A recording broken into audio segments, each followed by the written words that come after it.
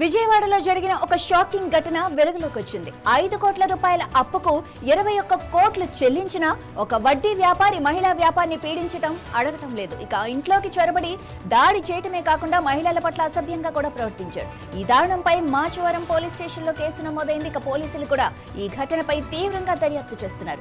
గాయత్రి నగర్ కు చెందిన ఓ మహిళ వ్యవసాయ ఉత్పత్తుల వ్యాపారం చేస్తోంది. ఇక 2017 నుంచి 2023 మధ్య కాలంలో ఆమె వెనిగళ్ల హర్షవర్ధన్ అనే వ్యక్తి వద్ద 5 కోట్ల రూపాయల వరకు అప్పు తీసుకున్నారు. 2% వడ్డీకి ఈ లావాదేవీ జరిగింది. అప్పు ఇచ్చేటప్పుడు హర్షవర్ధన్ సుమారు 40 సంతకాలు చేసిన ఖాళీ ప్రామిసరీ నోట్లు, చెక్కులు, స్టాంప్ పేపర్లు, కాంక్వెస్ట్ పేపర్లు, స్థిరాస్తి ఒరిజినల్ డాక్యుమెంట్స్ తీసుకున్నారని బాధితురాలు తెలిపారు. అంతేకాదు ఆమె చిన్న కుమార్తె వ్యాపార భాగస్వామి కె విజయ్ కుమార్ నుండి కూడా 30 ఖాళీ చెక్కులు, స్టాంప్ పేపర్లు భద్రతా పేరుతో తీసుకున్నారని ఆరోపించారు. వారి భూమిని హర్షవర్ధన్ తండ్రి వి హర్నాథ్ పేరిట రిజిస్ట్రేషన్ చేయించుకున్నారు. 1.5 కోట్ల బ్యాంకు ద్వారా బదిలీ చేసిన ఆ మొత్తాన్ని తిరిగి విత్డ్రా చేయించి అది కూడా 5 కోట్ల అప్పులో భాగమేనని నమ్మించారు. అప్పు తీసుకున్నప్పటి నుంచి అనగా 2023 వరకు గాయత్రి వడ్డీతో సహా మొత్తం 21 కోట్ల రూపాయలు చెల్లించిన హర్షవర్ధన్ ఇంకా 5 కోట్ల రూపాయలు డిమాండ్ చేస్తూ బ్లాక్ మెయిల్ కి పాల్పడుతున్నాడని బాధితురాలు వాపోయింది. మే 27 హర్షవర్ధన్ తన తండ్రితో కలిసి గాయత్రి ఇంట్లోకి చొరబడి దాడి చేశారు. మహిళలపై అసభ్యంగా ప్రవర్తించి తాకకూడని చోట తాకుతూ కొట్టి నిర్బంధించారు. ఖాళీపత్రాలు అడిగితే అత్యాచారం చేసి చంపేస్తామని బెదిరించినట్లు గాయత్రి పోలీసులకు ఫిర్యాదు చేశారు. స్థానికులు జోక్యం చేసుకోవడంతో నిందితులు అక్కడి నుంచి పారిపోయారు. మాచవరం పోలీసులు కేసు నమోదు చేసి దర్యాప్తు చేస్తున్నారు.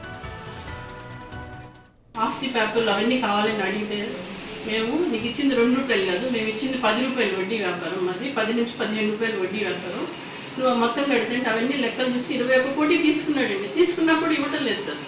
ఇవ్వకపోతే మళ్ళీ నేను సంప్రదించగా మొన్న రీసెంట్గా 27వ తారీఖున మా ఇంటికి వచ్చి దౌర్జన్యం చేసి నా మీద నన్ను తోసి బలవంతంగా 2 పేపర్లు కాంగ్రెస్ పేపర్ మీద సంతకాలు తీసుకున్నారండి అతని తండ్రి. నేను ఈ విషయమే 2024 నుంచి పోరాడుతున్నానండి. 2024 25వ తారీఖు 10వ నెల 2024 హోమ్ మినిస్టర్ గారిని కలిసానండి. హోమ్ మినిస్టర్ గారు 29వ తారీఖున సిపి గారికి పంపించారు. సిపి గారు 30వ తారీఖున ఏసీపీ గారికి పంపించారు తగిన న్యాయం చేయమని. ఏసీపీ గారు పలు విధాలుగా విచారించి న్యాయం చేసినా కానీ వాళ్ళు పలు రాజకీయ ఒత్తిడితో నాకేం న్యాయం చేయలేదండి. న్యాయం జరగలేదు కూడా. దీంట్లో చాలామంది ప్రముఖ వ్యక్తులు ఉన్నారండి. గుంటూరుకు చెందిన ఒక చైర్మన్, చాలామంది ఉన్నారు. ఆటోనగర్కు చెందిన ఒక మనిషి, ఎన్ని నేను చెప్తానండి తర్వాత, కానీ నాకు న్యాయం జరగట్లేదు సార్. నేను పేపర్లు ఇమ్మని ఇవ్వట్లేదు. ఇప్పుడు ప్రజెంట్గా నేను ఎఫ్ఐఆర్ 27వ తారీఖు కట్టినాక వాళ్ళు మ్యూటేషన్ మార్చుకుని కొత్తగా చనుగుండ్ల సుధారాణి, చనుగుండ్ల సుబ్బారావు గోపి అనే వాళ్ళ పేరు మీదకి 2వ తారీఖున ట్రాన్స్ఫర్ చేశారండి నాకు చేయకుండా. మాకు పెద్దల మధ్యలో ఒక ఒప్పందం జరిగిందండి. ఇంత అమౌంట్ కట్టమన్నారు అండి. సరే కడతానని నేను ఒప్పుకున్నానండి. కానీ నాది ఏ ఆస్తిని కూడా అమ్మనివ్వకుండా నాకు అడ్డుపడతా గొడవలుగా ఉన్నాయని చెప్పి వాళ్ళు స్వాధీనం చేసుకోవడానికి ట్రై చేస్తున్నారండి. నేను లేడీని అయిపోయాను, అందుకని చెప్పేసి నేను ట్రై చేసి వాళ్ళు మ్యూటేషన్ చేసుకున్నారండి. నేను మ్యూటేషన్ జరుగుతుందని పలు పోలీస్ అధికారులు వేడుకున్నాను, కానీ ఎవరు ఏమీ చేయలేదండి. నాకు చేయాలని కూడా నాకు తేలిపోయింది. ఆస్తి పేపర్